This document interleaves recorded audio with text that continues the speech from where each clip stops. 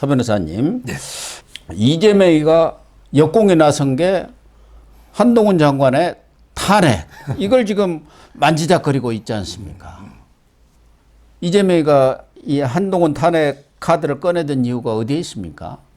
지금 이제 그 탄핵할 겁니다. 예, 제가 그러니까요. 이제 그 법무부의 뭐 간부들, 검찰 간부한테 전화 분위기를 좀 알려주세요. 아, 그랬어요? 지금 이게 그 장난이 아니다.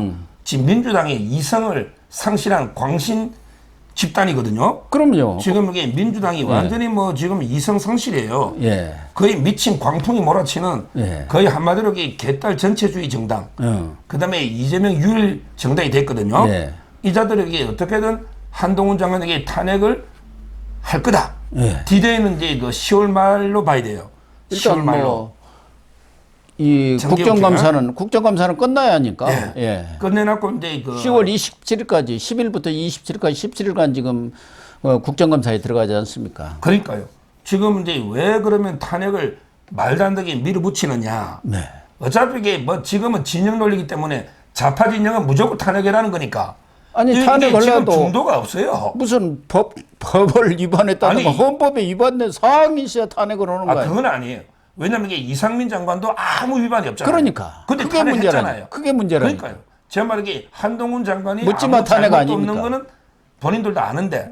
근데 왜 그러면 탄핵을 하느냐? 저는 이렇게 봐요. 결국 이제 그 한동훈 장관이 조선 제일 검이면서 예. 조선 제일 혀 아닙니까? 그래서 그러니까 이게 칼하고 혀를 동시에 막아버리자. 예. 칼과 혀를. 칼과 혀를 동시에 아. 무력화시키자. 예. 자, 탄핵이 되면 어떻든 저떻든 이상민 장관도 탄핵돼가지고 몇 달 동안 이게 거의 사라졌잖아요.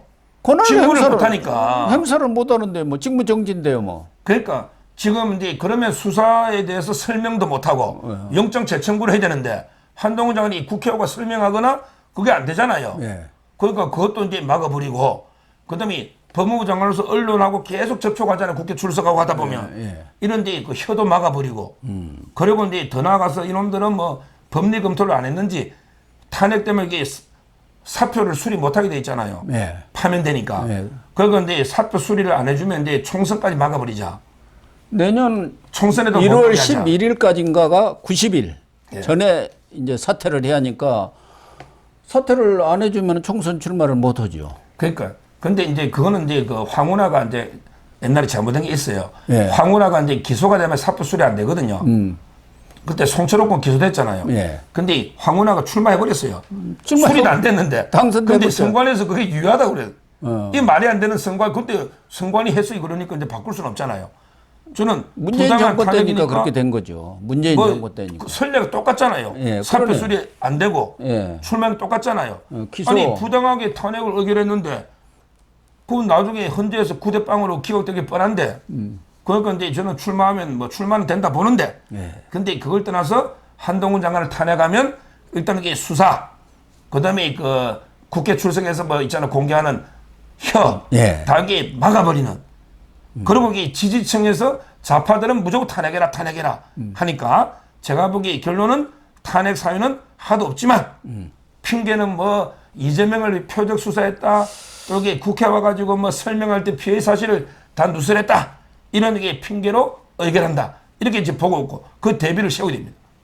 그러니까 한동훈까지 탄핵에 들어간다 한다면은 이것은 뭐 정치고 뭐고 없고 일종의 내전 상황이나 다름없는 그렇죠. 그런 아주 극악한 상황으로 전개가 되는 건데 이재명도 한동훈이가 무섭기는 무서운 모양이에요. 결국 한동훈의 지금 카드는 내각에서도 역할을 충분히 하고 있지만 내년 총선에서야 한동훈 카드를 어떻게 활용하느냐 이게 아주 중요한 거고 한동훈 카드가 경우에 따라서는 이 수도권 선거 판세를 바꿀 수도 있는 카드 아닙니까? 코드가 그러니까 이재명으로서는 저 사람을 꽁꽁 묶어야겠다. 무슨 수를 쓰든 뭐 안면 몰수 이거 아닙니까? 그게 그러니까 무섭기는 무서운 거죠. 지금 이제 그 한동훈 장관 취미가 음악 감상 아닙니까? 그래서 예술의 전당 예술의 전당에 갔는데 막 사진 찍자고 이게 그 줄 보십시오. 인기가 좋은 게요. 예. 특히 MZ 세대한테 좀 통해요. 그러니까요. 젊은 네, 세대들한테. 네, 젊은 세대들은요. 자기 할 말 하는 사람 좋아합니다. 그렇더라고요. 근데 이 국회 가면 옛날에는요. 국무회의 나가 막 의원이 호통치잖아요. 그럼 그러면 그냥 속으로는 씨빠씨빠 하면서도 언니 뭐 이러잖아요. 예, 검토하겠습니다. 근데 한동훈 장관은 또박또박 해서 이 의원들을 묵사발 내버리잖아요. 예. 한동훈한테 묵사발 난 사람이 어디 한두 명이냐고요. 그러니까 맞잖아요. 예. 그런데 그 MZ 묵사발 안 다는 사람이 없죠. 젊은 층한테도 이게 인기가 있고요. 그다음에 그 팬덤이 많아요. 예. 지금 이제 우리 자유우파 보수층에서도 압도적 대선 1위거든요. 예. 근데 이런 사람을 아무 사유도 없이 탄핵을 한다. 그러면 이게 바로 진짜 확고한 대선 주자 대선 주자로 좀 뛰는 거고요. 키워주는 지금도 거. 대선 주자지만 예. 만약에 탄핵 의결하면 완전히 뭐 한동훈 대선 후보 그냥 지켜가는 거죠 뭐. 그렇죠. 그렇잖아요. 예. 그리고 이게 옛날에 저는 YS 제명보다 더한 결과가 나올 것이다. YS 있잖아요. 예. 김영삼 대통령이 이제 국회에서 최초자 마지막이죠. 예. 제명된 거 아닙니까? 예. 그때 그 부마 사태 때인가 우리 그 78, 9년인가 그렇죠. 예. 그때 YS 제명 79년. 79년. 예. 그때 부마 사태. 그때 엄청나게 역풍이 불었죠. YS 제명하면서 엄청나게 민주화 불길이 타올랐잖아요. 저는 한동훈 장관 만약에 뭐 진짜로 할 거로 보는데 탄핵한다. 그러면 이게 우리 자유파도 다 이게 거리로 나가야 됩니다. 이제는 이게 말로 안 되는 거예요. 그리고 이게 민주당 사람 완전히 부숴버리대. 그거 완전히 둘러싸가지고 박살내야 됩니다. 맞잖아요. 말이 안 되는 거죠. 아니 한동훈 장관 대선 지지 1위 후보를 아무 이유 없이 총선 못 나게 하려고 탄핵한다. 이걸 누가 이게 보고 있겠습니까?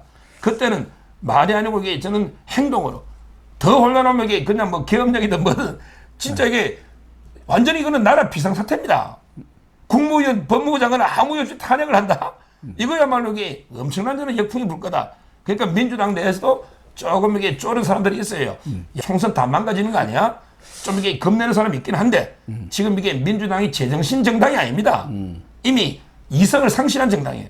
따라서 이게 앞으로 우리가 긴장감을 가지고 탄핵에 대해서 미리 계속 이 부당한 걸 알리면서 대비를 해야 된다 말이에요. 그런데 홍익표 원내대표죠. 민주당의 윤석열 대통령한테 한동훈 장관의 파면을 요구를 하면서 파면하지 않으면 탄핵 소추 발의는 10월 국감 이후에 판단하겠다 이렇게 엄포를 쳤는데 그 배경에는 한동훈 장관 잘 생각해봐.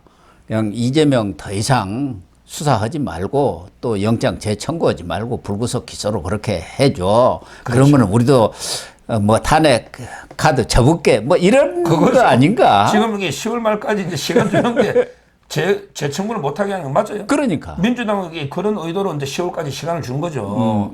그러니까 이제 명분도 쌓고 그때 이제 한동훈 장관이 물러설 사람입니까? 예. 오히려 이게 더 청구하죠. 여기서 물러서면은 이제 죽는 겁니다. 그러니까 이제 깨갱이에요. 그 한동훈 장관이 영장을 재청구해. 예. 재청구를 하면 물론 이제 검찰이 하는 거죠. 원래는 한동훈 장관을 지휘하는 건 아니에요. 그렇죠. 그렇게 형식사는 검찰이 하는 거예요. 검찰이 하는 거죠. 근데 그 만약에 이제 그 재청구했다. 이러면 이게 뭐 발부돼 버리면 뭐 이재명이 완전 무너져 버리면 탄핵 안 할 거고요. 근데 재청구했는데 이제 또 기각이 돼 버렸다. 이러면 이제 민주당도 이제 기고하죠. 왜 너 또 청구했니? 뭐 이래가 또 진짜 탄핵할 수 있는. 그러니까. 근데 그래봐도 한동훈 장관의 잘못은 없는 거예요. 어차피 이게 영장 재청구는 이원석 총장이 하는 거거든요. 검찰이 그럼 하는 거죠. 탄핵하려면 막 이원석 총장을 해야지. 예. 왜 한동훈을 하느냐고. 그것도 말이 안 되잖아요. 예. 지금 한동훈 장관이 뭐 추미애처럼 지휘권 발동해가지고 영장을 재청구해 이렇게 했다는 증거가 하나도 없잖아요. 예. 아무 증거 없잖아요. 어떻든 저떻든 한동훈 장관이 탄핵 사유가 없는 건 분명하잖아요. 따라서 그게 말이 안 된다는 거예요. 이재명으로서는 한동훈 장관이 내년 총선에서 뭔가 바람을 일으킬까. 한동훈이가 무섭기도 하고 두렵기도 하지만 또 하나는 뭐 야권에서는 이재명이가 압도적인 차기 대권 주자로 지금 위상을 굳혔고 여권에서는 뭐 몇몇 분들이 있지만 그래도 한동훈이가 지금은 이제는 10% 지지율을 넘어서 20% 가까이 따라오고 있고 이재명하고도 격차가 한 지난번 갤럽인가 조사 보니까 한 7, 8%까지 줄어들어 버렸어요.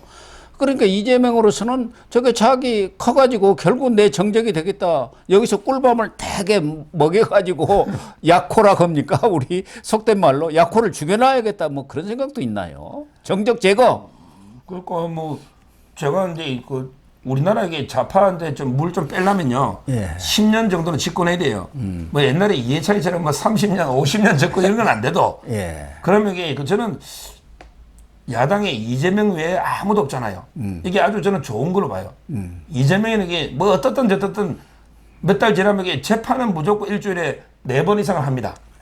어떤 경우든. 그렇게 되겠네. 재판을 4번 이상 하면 매일 재판하는 거예요. 변호사끼리 하면. 사실 근데 매일 국민들이 볼 때 매일 재판장에만 들락날락하는 이런 사람에게 불안해가 어떻게 찍습니까? 예. 대선 후보를 어떻게 만드느냐고. 그 사이 결과가 하나 집행유예를 하나 놓으면 예. 후보가 없잖아요. 예. 없죠. 우리 옛날에 야당 역사를 보면 옛날에 그 해공 신익희 선생 있잖아. 예. 그다음에 그 유석 조병옥. 선생. 예. 전부 이게 대선 앞두고 그럼 뭐 급사를 심장마비로 했잖아. 돌아가실 뻔했잖아. 예, 급사를 했죠. 근데 이승만 대통령 거저 대통령 된 거예요. 그저 먹어버렸죠. 자, 이재명이가 혼자 유일한 지금 야권 주자야. 근데 재판은 5개, 뭐 재판이 10몇 개 되잖아요. 다 쪼개면. 근데 갑자기 하나라도 유죄가 집행유예나 턱 놓으면 구속이 되면 그러면 이게 야권 야당은 멘붕이죠. 후보가 없잖아요. 네. 저는 아주 그런 사태가 올 가능성이 상당히 많다. 이렇게 봅니다. 그러니까 그렇게 되면야 뭐 정권 재창출은 거저되는 거죠. 거저되는데 그래도 거기도 김동연 경기지사도 있고 또 김부겸, 이낙연 또 여러 사람들이 있습니다. 이 대선 후보라는 것은 평소에 뭐 이렇게 떴다게 갖고 되는 게 아니고 대선 1, 2년 전에 거의 결정이 되거든요. 그렇기 때문에 이재명이가 거꾸로 줬다 해서 꼭 이쪽으로 유리하다고 이렇게 할 수는 없는 상황입니다. 그건 그렇게 정리를 하겠고요.